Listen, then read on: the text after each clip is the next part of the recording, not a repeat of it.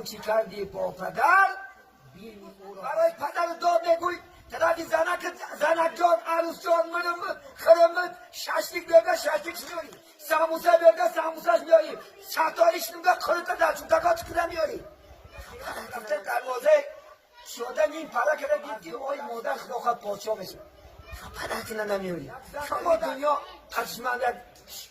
خدا رحمتش که باشن مردن صحبت شدم میگد بچه هم میگد همیشه ظالم بود که محبت اعلا در نگیرنه آخرم نکنه که خدا نکار یک طریقای پیغمبر رو میبینه پیغمبر بزرگوار عبدالله ابن عمر بچه عمر عبدالله فیراد کرده بچه هم اینجا بیا گفت آنچه دیر بعد اومده با شیش گفت که بچه جان من ترا فریاد کردم چرا دیر اومدی؟ گفت من خانه دور اومدم مادرم من پوچکاش در قفس سینم گرفتم ولی شکای مبارکم پازش کردم که رسول الله گریه میکنه یا پیغمبر چی شد یا پیمو برای شما وزنی قطید نه کاش مادرم زنده میبدو منم ولی شکای مبارکم پوچکاش تازه میکردم افسوس پیغمبر آرزو کردم چون که رسول الله 6 سالگی مادرش مردگی هستن 6 ماه در شکم مادر پدرش وفات کرده هستن یتیم بود کاش میگفت مادر زنده میبودو مثل تو ریشکاش اسلام و پوچکاش بریشم تازه بکرد حسن بصری را بینید یکی عالمای برجسته اولیاء الله زمانش بود هر شب یک وظیفه داشت بیاد وظیفهش همین شب یک بار رفتن مادرش خبر میگرفتن پاچکاش بریش مبارکش خوش رو پازه میکردن مادر جان پاچک غنیمت ایتنا چونکه پیغمبر حدیث رسول الله که الجنت تحت اقدام الامهات جنت زیر پای مادران برادرات نبرد اگر مادر ناراضی شد دنیا نسوزه نمازت عبادت خیرت احسانت ولی بعضا زنهاش ایترش مادرش نمیبینه رفته همیشه خدا خواهد شون باشیده که ای ترسی زنش مادرش نمیپرسه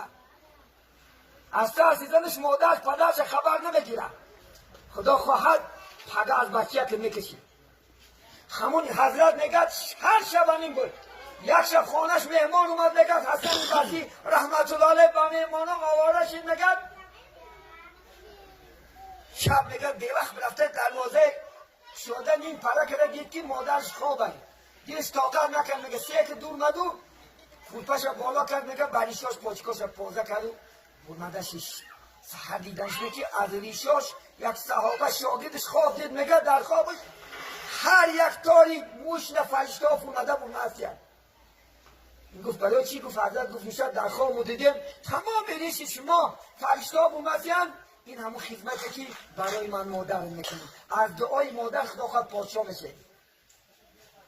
از دعای مادر امروز باید میشنیم پدر مادر رو پریزنوت ندارن آدمو خدا خواهد یک بار بچه یک تا نکنه باید میدونی خدا خواهد بچه یک کلان شد یک بار گو که بچه ما آدسته بیاد پشانت بیاد و یک بار میمگی زنده میشه چون که پدر تبستگی آنچه کردی با پدر بینی او را از پیسر خدا خواهد از بچه که میبینی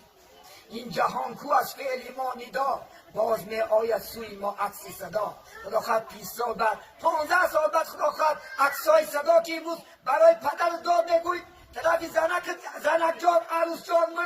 خرمت ششلیک برگه ششلیک میاری ساموسه برگه ساموسهش میاری شطاریش نگه خلطه در چوتکات کنه میاری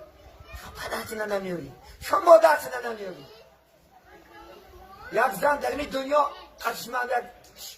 خدا رحمتش که باشن مردن صحبت شدم میگد بچه هم میگد همیشه ظالم بود که میگد شب میگد شاپور بود ماشین های میکرد شب ساعتی 10 اوچت سامبوسه و ششلیک که گرفته میگذروند بوش به دماغ من میرسید حتی سویت کشته میخوردم این دیره بینید این بدی خدا زده به ایمان بینید ولی که شما افضلین افقات اول برای پدرت نگرد افضلین افقات برای مادرت شوهر چون که در خوردی برای تو خدمت کرد یا نکردی خدا قرآن میگه اعوذ بالله من الشیطان الرجیم وقضى ربكم الا تعبدوا الا اياه وبالوالدين احسانا اما يبلغن عندك الكبر احدهما او كلاهما ولا تقل لهما اف. خدا میگه فقط من عبادت کنه، بغیر از من دیگر یگان سه عبادت نکنه.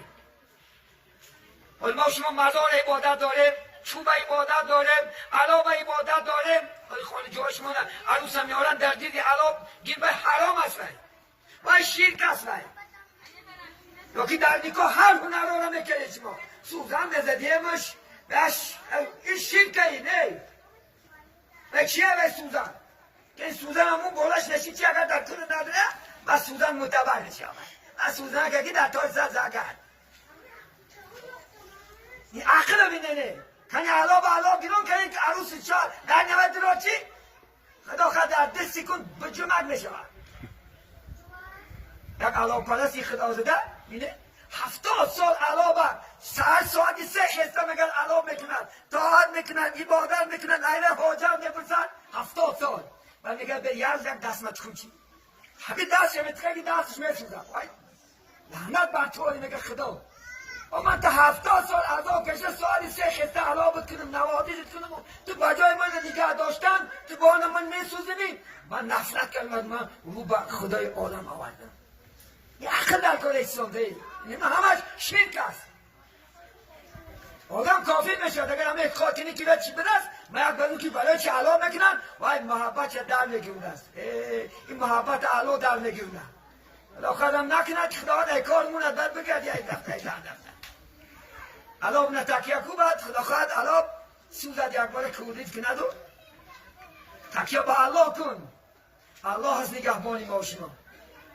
نگهبانی تو باشد ذاتی جبار نترس از هیچ کس زینهار اگر میگه خدا مبارک کنه بالا ای هیچ کس نترس نگهبانی تو باشد ذاتی جبار نترس از هیچ کس زینهار کسی را که نگه دارنده شد او نمیگردد خیانت یکتای مو. در خدا مبارک نه یکتای مو تا یک آدم بیجا کرده نمیتونه